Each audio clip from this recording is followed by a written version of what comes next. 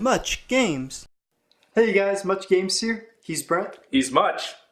So what we're doing today is doing our 1,000 subscriber special. So thank you guys all for your support, and woo, we made that 1,000 milestone. So we're going to do a top 10 list where we talk about the top 10 long plays we've done for this channel. And before we get there, I just want to do a little something special. It's Brent's birthday very soon, so got him a little gift. I did not know this was coming. My birthday is May 1st, just so you all know. So we're filming this video ahead of time, but I think he's going to like this one. Feels like an NES game. Oh my god, Mega Man 6. Yeah. So he's had Mega Man 1 through 5, and he's been trying to collect them all. So I got him the 6th one to complete his collection. Suck at Pokemon Go. I got all the Mega Mans. Thanks a lot, bro. You're welcome. Anyways, let's talk about the top 10 list now. Starting off our list is, at number 10, is 100% long play of Glover on the N64. Let me tell you, this game was frustrating. Not just because the controls were a little bit finicky, but because as I was playing this game, I borrowed Brent's copy here. It erased my save file 3 times throughout the time I was doing this. So I had to just leave my N64 on when I finally was like, you know, I'm just going to go for this 100% again for the 4th time.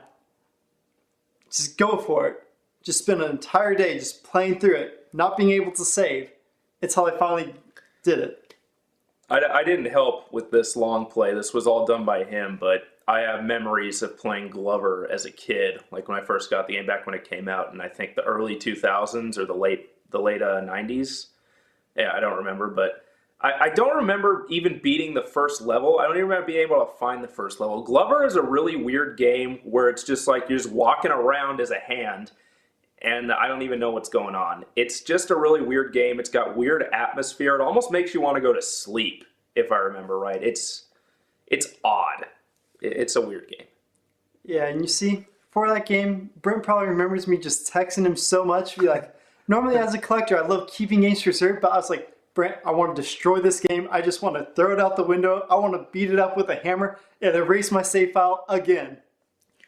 Comment below if you want to see that. We'll buy another Glover cartridge and we'll take turns pounding it. We'll do it. Let us know. Alright, so next at number 9 was my 100% long play of Crash Bandicoot. Once again, I did this one solo. And it was hard because in order to get 100%, you have to collect all the gems and basically to get a gem, you had to smash every single box in a level without dying on the said level. So that, 3-4 hour long play actually took around probably 16 hours to do because trying to master each level without dying was pretty tricky. So yeah. I have no experience with Crash Bandicoot. All I can say is I'm looking forward to the trilogy coming out on PS4 later this year. I can't wait to do Crash Bandicoot 2. That series is just so much fun. It does a lot. The Crash Bandicoot games I've played, I haven't played any of the originals. They're like the really good ones, so really looking forward to playing those though. So another game like your number 9 spot, Crash Bandicoot, where you had to reach the end of the level without dying in order to 100% that said level, was Pac-Man World 2. 100% that on the GameCube, and yeah, it was just like Crash Bandicoot, a pain to get to the end of each level like that. There's another game that I didn't help with on the channel, but played it when I was younger. I think I actually got pretty far on this one, and I remember actually liking it. I think it's a fun Pac-Man game, you know, at least when you compare it to the original. It stands by itself, of course, but it's fun. It's really hard. I guess I'd recommend it if you're into that kind of thing, but... Yeah, it's definitely a fun game, but it's just, I recommend playing through it just normally. I wouldn't recommend 100%ing that game because that was just something else. I think very few games nowadays are worth 100%ing. The reward just isn't there. Yeah. Unless you want the Platinum Trophy on PlayStation. Now, a game that was worth it was Banjo-Tooie, 100%ing it on the N64, which is our 7th spot. That game, I just love the Banjo-Kazooie series. I just like that collectathon aspect. He hates it, but I like it. I wouldn't say I hate it. I'm not a fan, though. It's just, Some collectathons I like. There's a new one on the Switch that just came out called Snake Pass. And that's really fun. It's a really fun collectathon. I'll have to show it to you later. But, Okay. You know, look up some videos. I mean, it's fun because you actually have to move around like a snake, a serpentine motion. You have to wrap yourself around bamboos, but we're getting off topic. I like Banjo-Kazooie. I don't hate it, but I can never get too into it. I just get bored with it probably like after 30 minutes of gameplay. It's not bad, though. Yeah. Now, if you thought that Banjo-Kazooie was hard, it was really fun, but there's a lot of challenges of collectathon in it. Banjo-Tooie was way harder because they put a lot of backtracking into it, where you'd have to do one thing in a different level to affect the next 2 levels, and you just have to keep going back and forth, and the Canary Mary levels were the worst part of the game. You had to basically press A as fast as you can, but basically I ended up using 3 fingers, just rubbing it all over the N64 just as fast as I could. I was getting like sort of like a rope burn, but with my fingers just Like on that button. the Mario Party minigame? But worse. Okay. Way worse feeling than that. Like Gotcha. the Mario Party mini games where you just like rub your hand on the joystick, where you just get the imprint of the joystick on your palm. That was nothing compared to the pain my hand was feeling from these Canary Mary stuff.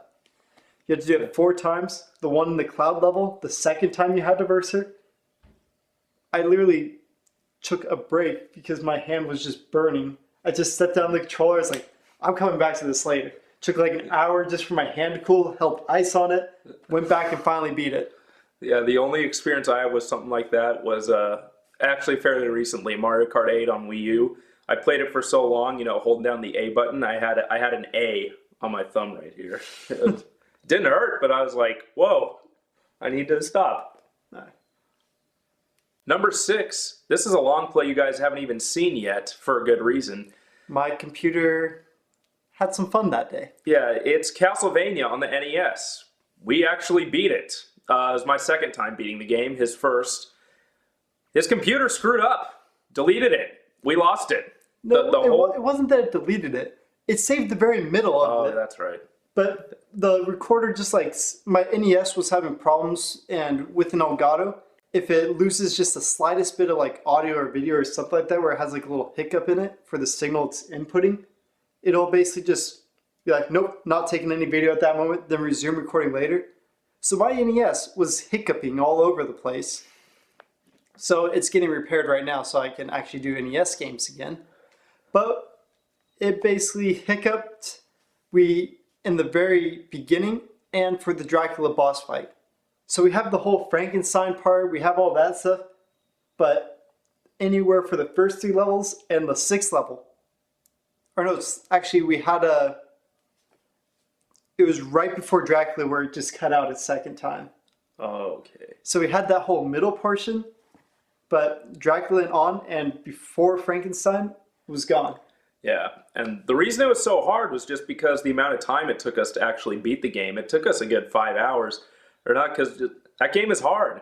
You know, the Frankenstein boss fight, I consider that's like the first challenge. If it's your first time playing Castlevania, it gets a little bit easier, but that's like the first real challenge of the game. And then you got the Grim Reaper boss fight, which is notorious. The final boss fight with Dracula is also a little notorious. Yep. And the reason why this game is so high up on our list at number 6 is not only because of that difficulty, but because we tried going back and playing it a second time when we were using his NES that was perfectly fine. We did games like Ninja Gaiden and all that, but the second time we went through and played this, we got stuck at the Grim Reaper, and we could not beat it. Man, we feel like over an hour trying to beat that Grim Reaper. It's like, forget it. Let's just play like some Wii Play or something. Learning the pattern of like how he moves and how he throws his scythes around is just like, it's half of the difficulty. There's almost like some luck involved in it too. It's like even once you learn the pattern, it's still hard to kill the piece of crap. And then on that second long play, remember, I finally killed the Grim Reaper and we're like, yes, we did it. And then the scythe was on screen still and barely like nicked my foot, and then I died. It was sad. Classic NES tough. But that was the first game for the difficulty ones that we did together. Just like this next game, which is number 5, Fire Emblem Path of Radiance. What do you have to say about that game? You better pray to RNGesus. Like, that's really the best way to put it, but that's like with all Fire Emblem games. Whether you win or lose, there's a lot of luck involved. It's like a luck-based game for the best. You can just basically improve your odds if you move the right troops around, but for the most part, it's luck. It was a great GameCube game. One of my favorite Fire Emblem games. Is very linear, unlike Awakening, which is the best Fire Emblem game. And it was just great all around, except for that Black Knight fight. We were doing so well. We had not lost a single character, had no deaths up to that point, and then we got to the Black Knight, and we found out that, hey, if you didn't play as Lisa the whole game, she joined you, and you're forced to have her in the fight. So she died. No matter how many times we redid that level just to try to keep her alive, nope, she died. Yeah, there's a lot of characters in that game that we just ended up not liking because they just sucked. We talked about Oscar was the best. No, Oscar, wasn't he the one that kept missing? Yeah. He was the one on horseback. Yeah. Yeah, that guy sucks. Oscar for Smash. Every time you put him, he's got a lance, if I remember right. So he's good against sword wielders. So you put him next to a sword wielder and he just miss. It's like he's right in front of you. How do you miss with a spear? The guy's blind as a bat, I guess. I don't know. The problem was there's even weaker people, so you had to choose him. Yeah. You were stuck with him. Like, you try to level up as many characters as you can to give you more options, in the later levels, so you could swap in and out if you have to, but a lot of them were just worthless. But Stefan was amazing. Yeah, he's cool. Too bad we lost him in the final level, though. We're just like, screw it. We already lost Lisa. Let's just end this game. We're done. A noble sacrifice. Yep. So number 4 was a long play I did solo. It was 007 GoldenEye on the N64. And a first-person shooter on the N64, not as fun as it sounds. It was great memories for a lot of people as a child. It was a great game altogether. But man, was it difficult to use the N64 controller trying to do that game. I started on 00 Agent, the hardest difficulty, just trying to beat it. Did the first level. And I just realized, this game is going to take me forever to beat if I do this. And I'm not going to get any long plays done this summer. So instead I was like, screw it, I'm just going to level down to Secret Agent, go on medium difficulty, just play it through there. And even on the medium difficulty, it still kicked my butt. But I finally made it through the end, even did the first of the bonus levels, which you could unlock by doing Secret Agent. Stopped the rocket from launching, or launched it, one of the two, I forget which, but did the Aztec Temple even, and yeah. You ever play GoldenEye? I played a little bit of it, but just you talking about it, I didn't know he wasn't the biggest fan of first-person shooters on the N64, so look forward to a future lame play, I think. I just got an idea. Oh, crap. Yeah, it's just that analog stick, just trying to shoot. Oh man, I couldn't even imagine doing like Turok or something on it. Let's talk about number 3 then. So number 3 was Chrono Trigger on the SNES. You want to start with that one? You did that one. Yeah, I played through it separately, and he did his own separate playthrough. I borrowed his copy. Yeah. And not much you could say about the game altogether. It's highly regarded as one of the best of all time. I don't necessarily agree with that, but there's sections of it that are just really hard. If you haven't grinded enough with the characters that you're using, or if you don't have a good team of 3. There's just certain sections where you're SOL, basically. Like, you need certain characters in certain areas, I felt. I thought for that game, the music was spectacular, the story was great. The best part of the game was those the side quests at the very end. I thought so too. Yeah, you have to do the side quests if you ever play that game. If you don't, then the game will just seem like a subpar, just a regular RPG. But if you do those side quests at the end, it's amazing. I enjoyed some of those side quests more than the actual story of the game. Same. I think I even teared up at one point.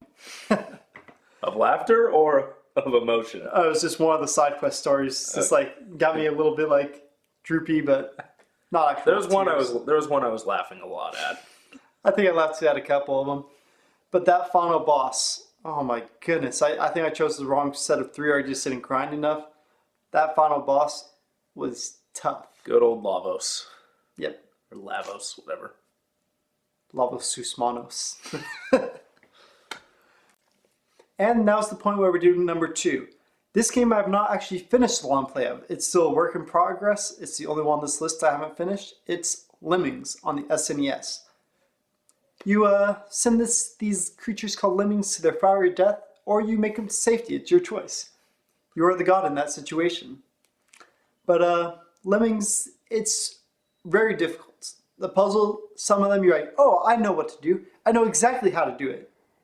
But the spacing combined with the time, trying to keep the other lemmings from falling off the edge while you're trying to build bridges, it's frustrating. I know how to solve the problem. It's just the timing might not be there. And you never played that game, right? Nope, haven't played the game. I know basically nothing about it. The only thing I know is what you just said right now and a few things before that. So, So I already did the nothing to say for fun, me. the tricky levels, but I'm on the taxing levels and it's already kicking my butt. I'm only on the 5th level of that. I don't even want to know what the mayhem levels look like. But I'm going to finish it. I'm a masochist. I am going to finish that game if it kills me. I hope it's not the later. And then you'll start Silver Surfer again, right? Once my NES is finished, I'm going to do Silver Surfer. I made it halfway through that game. I can beat it. I just need my NES working. Game Genie, Game Genie. No Game Genies. The only game I would consider using is Ghostbusters. Oh, yeah. That's the only one because otherwise I think it's impossible. Because everyone wants to see that congratulations scene in real life. I do. Count me in for that one. Yep. So you guys are probably wondering what our number 1 pick is, but before we get to the number 1 hardest long play that has been done for this channel, let's do some honorable mentions.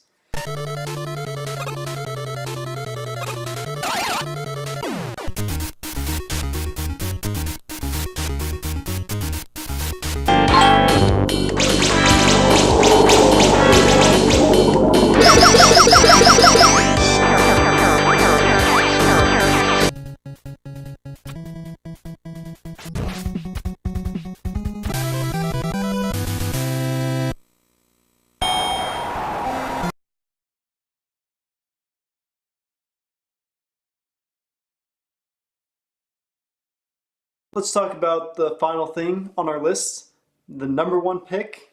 Take it away. Final Fantasy III on the Super SNES. Nintendo, or Final Fantasy VI, as it's also known. Yeah. That game, we played so wrong. We did so many things wrong in that game. It's already a hard game to begin with, but because how we played it, it made stuff terrible for us.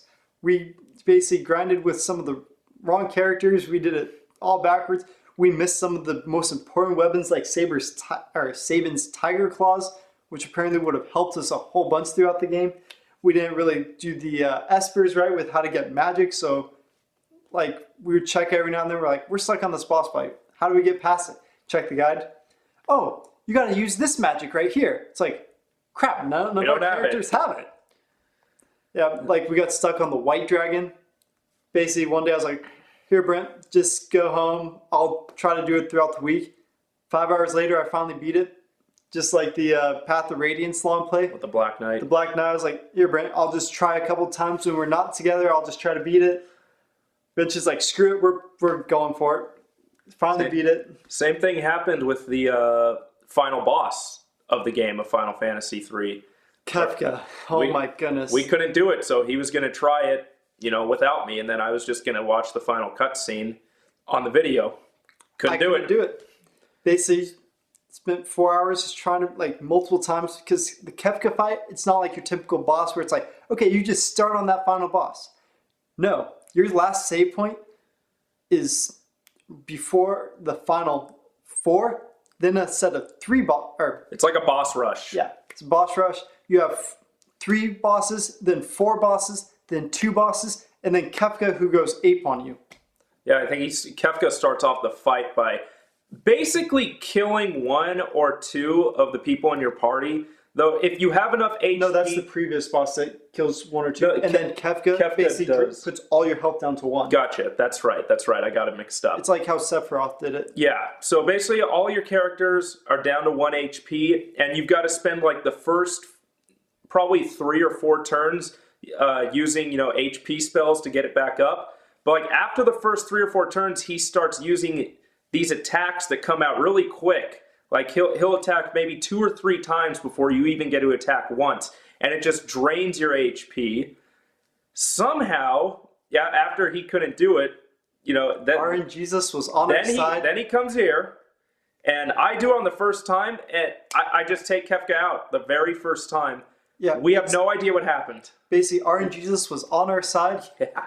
It was the luckiest thing ever. All the terrible attacks that Kefka did in the past, none of them was there. He basically went super easy on us, and we were just happy we beat it. That was one moment I really wish the camera would have been on us. We didn't believe it. Like it would have been like Interceptor coming after the train. Yeah. I wanted to see that on Kefka. No, like what? It was just one of those things. Like when you beat a boss in Final Fantasy, there's a very specific noise that plays. It's kind of like lightning cracking, and we heard that noise, but we just figured it was him transitioning into like a second form or something like that. So we're just staring at the screen, like waiting for the second form to come up, and he just disintegrates off the scene, and we look at each other like, did we really just do this? It was a sight to behold. We just couldn't believe it. We were dumbfounded. So that's our top 10. Thank you guys for watching. I hope you enjoyed it. And the next subscriber special will be when we hit 1,500. So thank you all for subscribing and for watching the videos. Let us know below if there's any requests for the 1,500 subscriber special, if there's any lane plays you want to see, any Grunts My Games, or any long plays you want to see. Let us know below and we'll do our best to do them. Anything you want to say? See you next time. Have a good day.